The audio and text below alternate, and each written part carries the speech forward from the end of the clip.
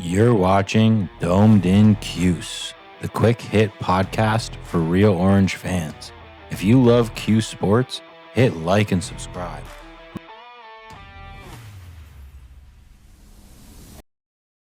Good Lord, dude. I guess we're on by 18.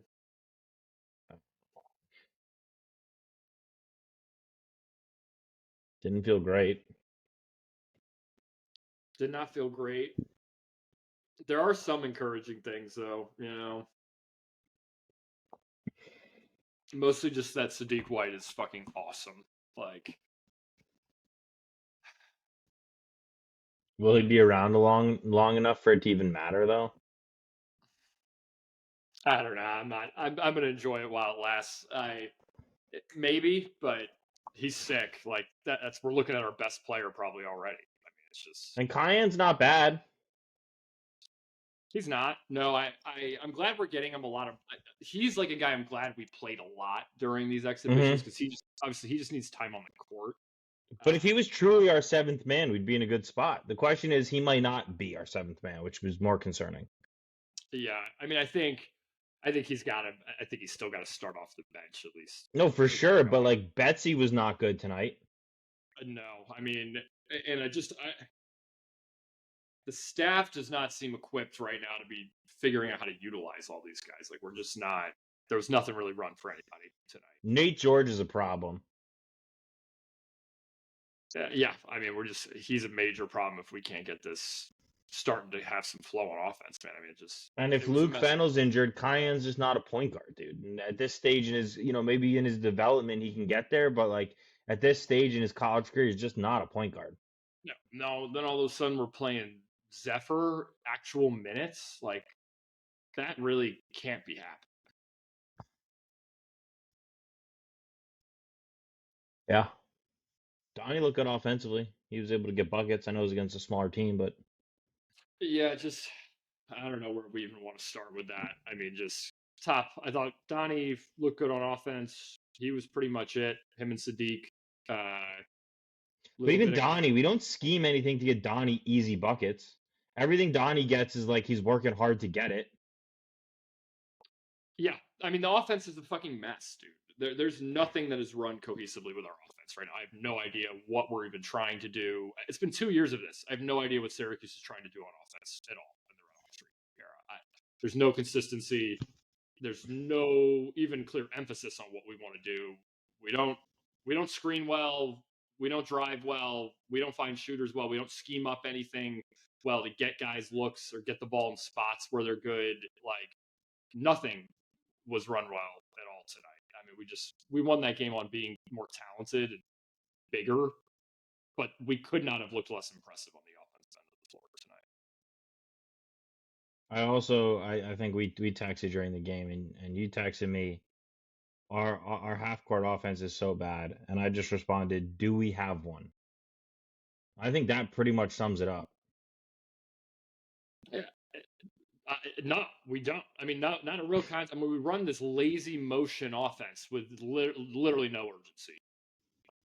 It's kind of the same thing we ran at the end of like the Boeheim era. I mean, you can even see it. Like, we don't look confident.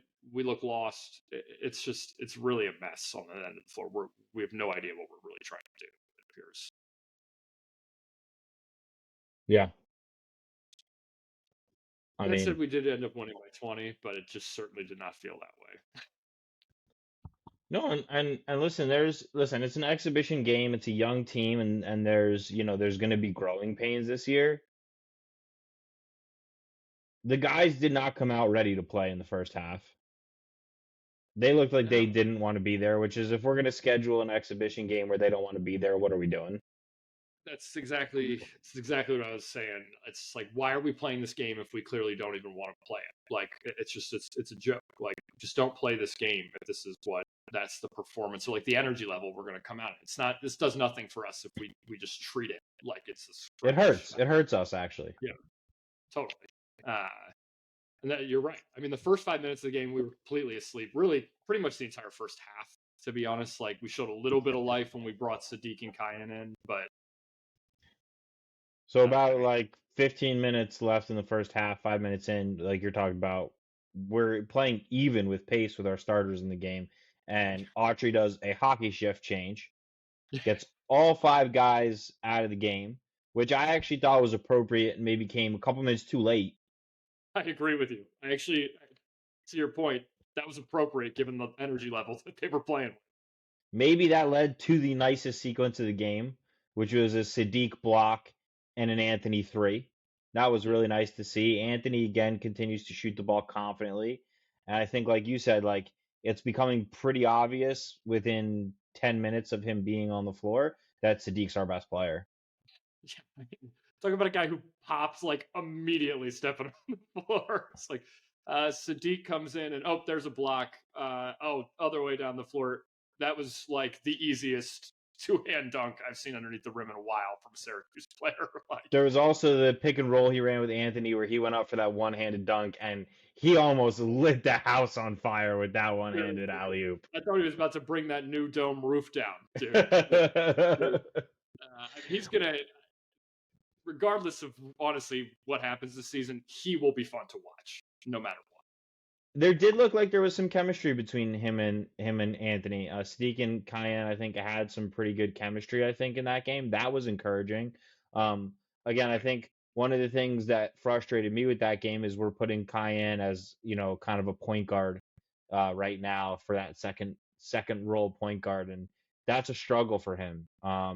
You could see when in that first half, I think he was 1 for 3. He only got 3 shots. And his best attribute, in my opinion, is his shooting, right? Like he's confident shooter. He can shoot the 3. He did start later in the game a little bit getting into the lane. So there's something there with him as a slasher and maybe off of pick and roll. But primarily, I think it has to be as a second ball handler. I don't know how we can survive big minutes with him as our primary ball handler. And even if we do, we're really sacrificing him because he will have a harder time with that, I think. That's not what he is equipped to be doing right now. It's not what he did in high school. Like it's if we end up doing that, that's putting him in a bad spot. I'm hopeful that was just a Luke Fennell's not playing tonight situation. We, to your point, kind of moved to the hockey shift because we just wanted to sort of shake up the starters a little bit early in the game. But there wasn't a lot of him and Nate George on the floor together, which is an issue. There wasn't. What I was literally about to say was it did show up again later though.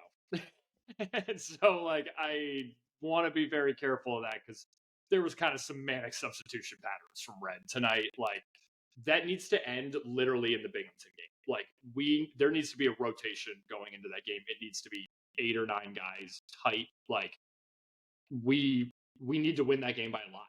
That needs to be a 25-point win. We cannot screw around in that game. Like, it will affect our net. That needs to be a blowout. He's got to figure out the rotations very quickly, and it can't be like you're saying these potential, dead ball, no point guard lineups. Like that's a disaster for us. Totally.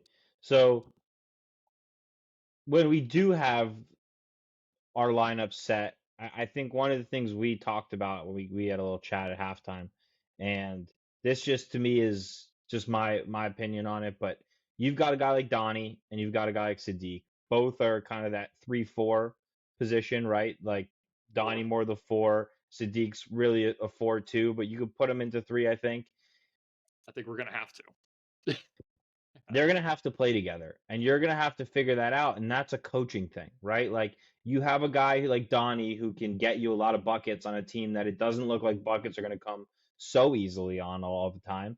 And then you've got a guy like Sadiq who's probably your best player, definitely your best defender, and who can do a lot of things athletically that nobody else on the team can do. How you fit those guys in together is going to be very, very important. And a good coach would find a way to do that seamlessly. And a bad coach would make it look painful.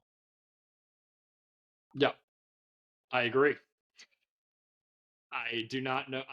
It will be interesting to see how we manage that situation. Because, like, to your point, I think it's pretty much immediately clear those are probably our 2 best players, and we got to figure out a way for them to be on the court.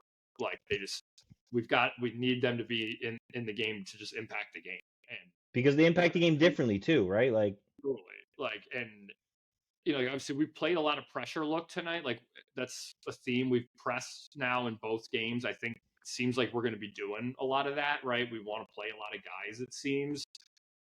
That's what Sadiq is going to excel at, man. Like, he is a monster in that sort of situation. And to your point, whether it's him playing the 3 or we're going to go small and have Donnie play some, small ball 5, we're going to have to figure out that little fit playing that poker hand, because we've just got to make sure Sadiq is involved, to be honest. Like, it's going to be, I think it's going to be apparent pretty much immediately here that he's got to play 25 to 30 minutes pretty much from the start of the season. Completely. I mean, I think we talked about this in our preview, in that he might not be a guy that starts for us, but he's certainly going to quickly become a guy that closes for us. And I thought that might happen by the time we play ACC play. That's going to happen by Binghamton. Totally. I mean, and too, like, Sadiq starts hitting threes. I mean, he hit a couple tonight. He solves this problem very quickly for us. He does. He makes himself incredibly versatile, and then we can really play around here. Because I think, like, at the end of the game, right, when we were really starting to ramp up the pressure, he was playing the 3. Which we're going to need him to do, because he's going to need to play with Donnie. And then he was with Donnie, and Akir was playing the 5 soiree, right. Which is like, we were pretty mobile there. We were very active, and we had switching out the guards a little bit, and King started to get going. And I'll get back to him in a second. But yeah, it's very clear, like, Sadiq impacts the game, and we've got to figure out a way, to your point, whether he starts or not, he's going to play a lot, and he's a huge part of what we need to do this year. Before we get to Kings, I'd like to touch more on Donnie. Donnie obviously led the way offensively for us today. This was a game where they didn't have a guy his size who could match up against him, and I have to give Donnie a lot of credit. Donnie found ways to get to the hoop. He found ways to get offensive rebounds. He found ways to get his shot in the lane. He hit a 3 or 2. I don't remember if he had a second one. I know he had one where he was open on it, but he did not. I feel like Donnie last year in this game might have hung around the outside in this game, and he did not do that. He forced his way to the inside. He got shots. He honestly, I thought he got the raw end of the whistle tonight. I thought he probably drew 3 or 4 more fouls than what he actually got. And obviously Pace fouled us a ton. So I think part of that was just the refs are only going to call so many fouls on them. But Donnie was getting hacked out there. And I thought he did a really good job fighting through contact, not getting frustrated, getting the ball up, getting points. And that's what we're going to need from him this year, because it has become very clear to me that it is going to be a struggle offensively for us if Donnie is not scoring 20 a night. Yeah, I mean, we're going to need to get him going every night. Every night he's got to score. Yeah, honestly, I thought after the slow start, like, he really got going. Like you said, he, like, realized the size mismatch and was patient down there, right? Like, got to his spots, shot it up, like, was under control, got controlled looks up on the rim, right? And he converts those. Like, he's got good touch in that, like, 5 to 12 foot range. Like, he's got some fadeaway game. He uses the backboard nice. Yeah, he puts it up off the backboard very nicely. And he honestly, like, to your point, he actually plays through contact better than you would expect for, like, his physique, right? Like, because he's kind of thin, but, like, those Pace was not tall, but they were strong. And, like, he was going through guys and finishing. Like, that is encouraging. Better than last year with that, for sure. Totally. Like, he honestly looks like he's picked up where he was at the end of last year, like, as he was turning the corner offensively there. And I think that's encouraging. And even, like, on the other side of the ball, he looks incredible. His mobility is significantly increased, right? Like, on the perimeter. I think you called it out in the Buffalo game, like, on that play where he came out and picked the point guard up at the top of the key. He's moving his feet, like, this is an exponential leap for him in terms of just, like, mobility on the perimeter, guarding guys. Like, he was switching onto, like, a 6-foot guard and holding his own tonight. Yeah, there was actually one point where he did exactly what you're saying. He switched out onto a guard way out by half court, and I thought, oh shit, this is not going to go good. Like, he's going to get burnt. But Donnie, with no help, one-on-one out at mid-court, basically locked this guy up so that he had to actually pass the ball away. I was super impressed with that effort defensively. I thought he was very good. Again, I thought Donnie did a good job defensive rebounding again today. I thought we were better against Buffalo with our defensive rebounding. I thought there could have been more effort, especially from some of the guards today in that defensive rebounding area. But overall, I thought Donnie was really good. The next guy we obviously want to touch on is JJ. I'm a little concerned, man. Like JJ should have just come out and at a certain point in the first half here, Tab, in my opinion, JJ just needed to come out and start scoring. Because it was like obvious that we just needed to score. Pace was kind of playing with us. And at a certain point, JJ has to say, like, I'm the senior leader on this team. Like, I'm the guy who's scored big in ACC games before. Like, let me just take this game over real quick, put up a quick 15, get us a lead, and then I can sit back and chill. But he didn't do that. You want to know how many shots he took tonight? Let me guess because I don't know. I'm going to say 6. 4. What? Come on, Took JJ. 4 shots. Come on, JJ. Played 30 minutes and took 4 shots. Like, it. In a game that was closer than 20 points. This was not a 20-point game the whole time. There's a problem right now with our guards, dude. Our guards all look uncomfortable, right? Like, nobody looks comfortable in their role right now, and it's a problem. Like, to your point, like, JJ just didn't find any of his spots tonight. Like, he was not aggressive. It looked like his first couple games at Syracuse a few years ago, like, it was a struggle, honestly. And we'll get to Nate George in a second too. But I mean, the backcourt, the starting backcourt that is supposed to be one of the top 25 in the country, right? They combined to take 9 shots tonight. Like, we can't do that. That can't happen. We've got to get more productivity out of those guys. And like, we've also just like JJ honestly kind of looks like he's kind of lost out there off the ball a little bit. He doesn't seem super comfortable picking his spots, and like, we've got to figure out a way to get some of these guys in rhythm. Man, it's a glaring issue that's already showing here that we've got to figure out a way to feed all of these different guards that we have and figure out ways to get the ball in their hands. And the way our offense is set up right now, we're just not running things well enough to make those opportunities for guys. Well, we'll get to Nate George when we do. But before we get to Nate George with JJ, I don't want to hear about he's uncomfortable off the ball. He doesn't look right. At a certain point, it's fucking basketball. You just say, hey, give me the ball. Give me the ball. I'm going to go. Right? Like at a certain point, if you're that guy, you're that senior leader. It's a little bit what Donnie did tonight. At certain points, Donnie was just like, just give me the ball. Come on, just give me the ball. And he was there with Kiyan and Sadiq, and he was like, hey, just give me the ball. And they gave him the ball, and Donnie went to work. And like that, at some time, when you're the guy, when you want to be the guy like JJ, you just have to do that in basketball because sometimes it is just going to break down. And sometimes you're playing pace and you're just better and you just need to take the ball and go. Right. And so that is like JJ needs to have a little bit more of that dog in him. Like one of my favorite players from Syracuse of all time was Tyus Battle. I loved Tyus Battle. And Tyus Battle had that kind of dog with him. He wasn't a point guard. He was kind of just like that combo guard classic. He could shoot it a little bit. He'd get to the rim. He'd get fouls. He'd get in the mid-range. And at certain points, dude, there were just times in games where Tyus was like, I don't care. Just give me the ball, and I'm going to make something happen. And I need to see more of that from JJ this year if we're going to be successful.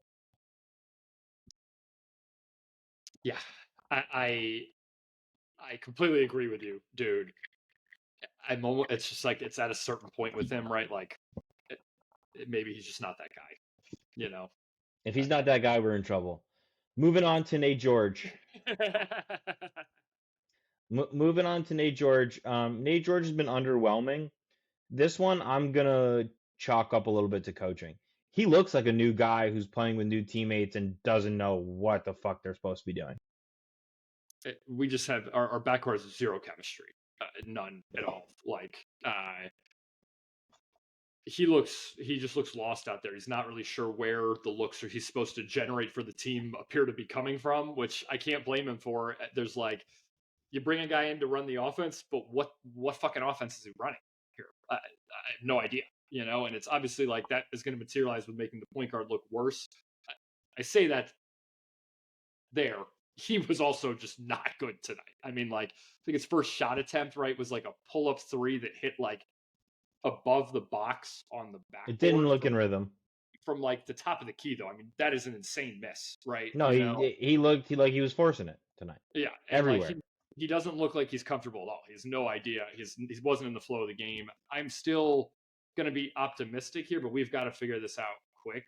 We are not doing him any favors on the crispness of how we're running our offense. I mean, our ball screens and screening overall are horrific. We do not make contact with anybody right now. I cannot understand why our coaches aren't identifying that we are just setting horrific screens at Syracuse right now. But I mean, he's a pick and roll guy. I don't know why we're not trying to get him downhill in the pick and roll. To see him and Sadiq run a little pick and roll. Like, I'd like to see that. But unless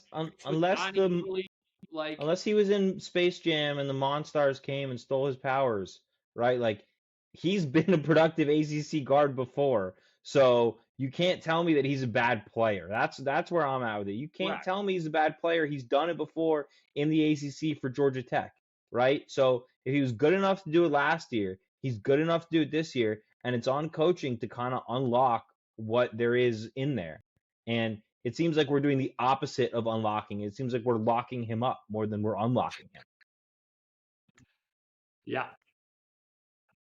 Yes. I'd like to see more, but again, we can be patient. He's new. It's just exhibition games. I'm not gonna lose my cool about it. We do have Binghamton to try to get right here, but again, like you're saying, we can't have 9 shots from those guys. I would at one point like to see a lineup where we're a little bit more shooting friendly around Nate George. So, something where you have Nate George at the 1, you have Kiyan / Betsy at the 2, you have Nate Kings at the 3, you have Donnie at the 4, and you play Sadiq at the 5, and you just go small ball. And you have 4 out, you run pick and roll with Sadiq and Nate George, and everybody else is a shooter. Donnie, Kiyan or Betsy, and Nate Kings, everybody else is a shooter. Sadiq, Nate George, pick and roll, and you just see if you can catch teams. I know you can't play that lineup for a lot, but if you're going to do some pressing like we did tonight, that lineup might be able to survive some minutes, and like you're probably going to give up points. But if you can find a way to get your guys going in that lineup and you can find a way to spread teams out, you especially with Syracuse kind of having like that not so tall front court, that might be a way to play some really bigger teams off the floor. Totally. I that's the kind of creativity I would have liked to see in this. That's all I'm saying. Sorry, I didn't mean to interrupt. But that's the kind of creativity I would have liked to see in a scrimmage. I mean, I agree with you. Like, that's what this should have been for. And if we were taking this seriously, we would have trotted out better lines, but we were losing for most of the first half and honestly in the second half. So, I'm with you. Like, I think it is clear that the press seems to be somewhat of it's a defense mechanism for our lack of size, right? Like, we want to stretch teams out. We want to kind of turn this into a full court game and not let teams get set and be able to just pound us inside, which probably is actually the right idea with this team, right? Like, we can get up and down. Also helps the fact that we have no half court offense. Exactly. That's the other big thing is we can't score in the half court either. So we need to get this game moving, which look, we did against Buffalo and then we came out with zero urgency tonight to like play with pace pretty much until halftime, but it is what it is. I agree with you. Like, I think for the most part, Betsy has to play in the front court, just foot speed stuff, but you can play those, you can just jig those lineups around so that you have the shooting all around George. That's the idea, right? Like, we got to figure out ways to unlock him and get him in space. Cause like you're saying at Georgia Tech, he was a productive player, really good pick and roll player. Like, he's really good at getting like change of pace in the lane penetration. We didn't see any of that tonight. And we really need him. We need to unlock him as the floor general and like just the guy who's going to make us hum if we're going to be a good basketball team this year, to be honest. Agreed. Moving on to another guy who's been productive in the past and struggled a little bit, but then kind of found his game at the end of that game, which is nice to see. Nate Kings. So Nate Kings is a guy that we seem to be unable to get an open shot. He's a shooter. We cannot screen open a shot for him. We talked about this. We talked about it last episode. They should treat him like they did Cooney or Trish back in the day, or Routens, or McNamara or Devendorf, like any of these guys that we've had that are great shooters, Buddy even a little bit, and just run a ton of off-ball screens for him and see if we can get his defender running around, tire those guys out, make them chase him all around the perimeter. We didn't do any of that. he barely had any good looks until the end of the game where he just said, I'm not going to wait around. I'm going to start getting them myself. He got to the hoop a couple times. He had a nice three. So again, this isn't a guy who's bad. He's done it before. Gonzaga was looking at him like he's not a bad player. We've got to find ways to unlock him. And obviously, when some of the other guys like JJ and Nate George are struggling, it's going to be harder for him, right? Because I think we talked about this in the last episode. The better the guys around him play, the more dangerous he becomes because you kind of have to decide, oh, who do I want to take? Who do I want to leave open? Right now, we're not making anybody make that decision because of the way we're playing. But again, I think coaching here wasn't good enough to help him get shots. Not at all. I mean, he's another guy. I'm pretty sure he had like 2 shot attempts until like 9.5 minutes left in the game. Like, when he got to himself, yeah. The guys that need to be shooting the ball aren't getting shot attempts, right? Like, it's a problem. That said, you saw him literally turn on as soon as the ball went in the basket, right? Yeah. Like, yeah. And that should be a glaring indicator to the coaching staff. Let's get him shots in the first 3 minutes of the basketball game, right? Like, as soon as he took that one ball coast to coast and like kind of finished tough left-handed there, he woke up. Like, it was like a couple steals on defense. He was super active. Then he hits the three, he gets in the lane, gets fouled. Like, all of a sudden it's like, oh, that's the guy. That's the guy. That's Nate Kings. Like, I honestly think that like 6 minute stretch from like 9 minutes to 3 minutes, I thought he looked pretty good. Like, I was impressed with that. That's what I want to see. But it is a huge indicator for the staff. We got to get this kid going early in the game. Like, he's a productive guy. He can be a productive piece for us, and we need his stability in the lineup, right? Like, you saw it on the court tonight. Like, we can't rely on these freshmen for long stretches of time. Like, there's just going to be too many defensive lapses. There's going to be periods like where you just need more stability out of the lineup. And if you want to be a serious team, you need guys you can just rely on both ends of the floor all the time, particularly in crunch time. And that's why you brought this kid in, right? He's experienced. He's played a lot of basketball, even though he hasn't necessarily played at a super high level. Like, we need to be able to rely on him. We need to be able to get him opportunities to get him in rhythm. And it's just like, that's my biggest challenge to the staff is figuring out how we use all these pieces ahead of Binghamton. And I got to be honest, I'm not incredibly optimistic by what I saw tonight. Yeah, not encouraged by what I saw tonight. But it's clear that like we have some players, but we are not. We're, to your point, we're locking them up a lot more than we're unlocking. Yeah. The big guys, I think we can kind of skip through the big guys kind of quickly. This was not a game where you could necessarily glean a lot from them because they were playing against nobody bigger than 6'6". But one thing that's interesting to me, Kyle did a pretty good job of when there was a few times in the second half where he had a big mismatch size-wise, and he was actually able to just post up a guy, take him, and just dunk and just turn it in. And I actually really like to see that from him. I thought he was pretty good. He was good defensively. Wasn't his best rebounding game considering the fact that they were tiny on the other side. But again, like, this is a hard one to judge either of the big guys on. And then Soiree, like you said earlier, when we went to that kind of press lineup, he looked pretty dangerous in that press lineup because he can move and he can, block at the rim. So, I think that there's something there with him as well. And one thing I noticed with him is when he gets the ball, he's always looking to pass. He is always looking to pass. And that's okay with me because, listen, he doesn't panic with it, but he wants to move it. And that's okay. I'm okay with that. Totally. He knows his role, right? Like, that's a guy out there who's not trying to do too much. He tried to get a little cheeky with that bounce pass in the first half. Like, to your point, I think he wants to be a passer, but he knows his role. He's not going to do too much on offense, right? Like, we're not going to see like a random like spinning hook shot like we've seen out of like some of our other kind of backup bigs the last couple of years. God, we've seen some funny efforts from some rotational bigs at Syracuse the last few years. But I agree. I think he looks like a guy who's going to be able to at least give us some minutes. So the big guys, again, I liked what they did versus Buffalo. This was a harder game to judge them on and even for them to play realistically. Moving on to some of the other guys that we saw tonight. Betsy, kind of the opposite of what we saw against Buffalo. Very encouraging against Buffalo. Terrible tonight. Yeah, it just didn't look like he was in the flow of things. Again, I would have been nice to try and get him some more looks early. Like he missed that first one, and then he just didn't really get another one like quickly after that. It didn't feel like, and um, yeah, look, I mean, like he's still a young player. He's going to be streaky. I think. I think that's just something we have to realize with him, right? Like that's the sort of player that he is right now.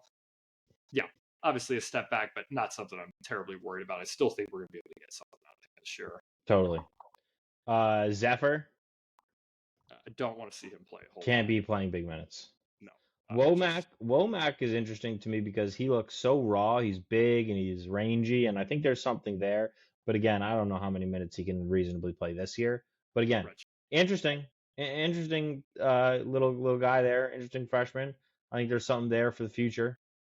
I see the vision, right? Mhm. Like it's like, look, he's a long athlete. He's a shooter. Like, get him in the program, redshirt him this year, put 15, 20 pounds on him, get him with the strength coach, right? Who actually may be my favorite persona on this team, certainly on the staff right now. I love that guy. I love the strength coach. But yeah, I think Womack is interesting. Like, but yeah, he's going to be a stash guy. Like, he's not going to play this year. The career I'm looking for from him, something like James Sutherland, guy who didn't really play freshman year, kind of played a little bit sophomore year, really popped by his junior year, and he started making a bunch of threes. Was a bit of an athlete. That's the kind of like career trajectory I'd be looking at for Womack, So it'd be interesting to see if we can get something like that from him. Luke Fennell obviously didn't play tonight. Yeah. Seemed like another minor injury that we're just being precautionary about. Can't lose a point guard this year. No. Although I did like what I saw better from Kiyan in the second half. There were a few moments, I think I made the joke to you of the second he took the undershirt off, I actually thought he started playing better. So I want to see him lose the undershirt, Kiyan. You're good. You're too good to play with an undershirt. But I think that there was a few moments there in the second half where he kind of didn't just settle for shots, but he attacked the rim. He had a nice and one. He had a nice spinning layup kind of thing. So again, like you watch some of these young guys, you watch Kiyan and you watch Betsy, and you're like, damn, there's something here. How much are they reasonably going to be able to give us this year? I don't know, but there's something here with these kids. So again, the talent is not the issue right now. Across the board, the talent is not the issue. And the coaching has not been good enough to start the season. And I want Red to succeed just as bad as Red wants Red to succeed. I'd love nothing more than Red to be, a homegrown, big time Syracuse legend who makes good. I'd love nothing more than that. But it is just not trending in that direction right now. No, I mean, for a seat that was hot to start the year, right? Like that burner is firmly on and getting hotter, right? Like this is not how we needed to look tonight. Like it's still an exhibition game, but we will learn a lot against Binghamton, man. But there's also some things like, yeah, I know it's an exhibition game. We can keep saying that, but also there's some things from a coaching perspective that I think we needed to do that we didn't do. Like I said, testing out some lineups, testing out something different, right? Like he went with the hockey change lineup. Like, okay, but then you saw, you had something a little bit with Kiyan and Sadiq, but you also can kind of tell Kiyan's not a point guard. Let's maybe try Nate George with Kiyan and Sadiq. Let's maybe try Kings out there with Sadiq. Let's try, let's move these guys around a little bit and try some different things instead of just being like, here's unit one. Like, come on, unit one. And then, okay, here's unit two. Like, it just seemed, the coaching tonight just seems so underwhelming, in my opinion. Yeah, I agree somewhat. Sort of twofold. I just hate what we're running. Like our offense, we don't run anything or run anything that like with any purpose. Like I don't feel like we're really trying to like. It just doesn't feel intentional with what we're doing, and that's my biggest issue. The lineup thing, like I actually am almost like frustrated with the randomness, like I said, almost the manic substitution patterns. Because to your point, like let's be intentional. Again, I think that's my biggest issue.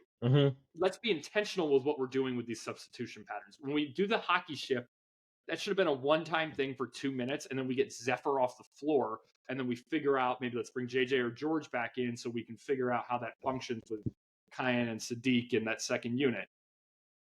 That's what bothers me so much, because like we waste minutes of these exhibition games with lineups that have no purpose playing together. They will not help us this year, And I don't know. I'm getting frustrated, but I agree with you. It's just like it's the focus. It's like the intentionality. Like that's what good staffs do, right? Like I know there's that clip of Hurley going around. He looks a little goofy of just being so dialed in that exhibition game. But you know what, man? He cares, and he cares about the product and what he's trying to like reinforce with his kids out there. I don't see that at all from our He's staff. teaching something. In that moment, I know he looks like a hothead asshole, and I'm not a Hurley guy, but he looks like a hothead asshole. But he's teaching something. Yeah. And again, like you're saying, like I think you're right. I think the way you put that is perfect. The intentionality of it, right? Like it felt random. Like again, there did not feel like an intentional plan at any point. How many minutes, like you're saying, lineups that won't help us? How many minutes tonight were Kiyan, Betsy, and Sadiq on the floor together? Seriously. In big time ACC play, like that lineup can't really play together. Like you're saying, Kings needs to be in there with those guys. JJ needs to be in there with those guys. Like, yeah, you could have one, maybe two of those guys on the floor at the same time, especially because, Sadiq is that good. But like Betsy and Anthony, they shouldn't share the floor for that many minutes. We were saying this before. Anthony and Fennell shouldn't share the floor for that many minutes. Like you have two freshmen on the floor. You're just hurting both freshmen by doing that. Like put them with somebody more, seasoned. Get Kiyan and Nate out there for a little bit. Get George and Sadiq out there for a little. Get Betsy and Sadiq out there with Kings for a little bit. You know what I'm saying? Like mix these things up. See what you can do with like a senior and a freshman and Donnie's out there. Okay, well, put Kyle, Donnie, Sadiq, and like change everything, and it just didn't feel like it felt so haphazard tonight. I'm feeling haphazard rambling about it right now. I don't know. No, I share the exact same feelings you have. It's like I start getting frustrated and rambling because it's just like, and that's what the watching experience is like. It's like that exactly what you just went on is exactly what watching Syracuse is just like, just kind of like it's just shit all over. Scatterbrain, yeah, we're just throwing shit against the wall.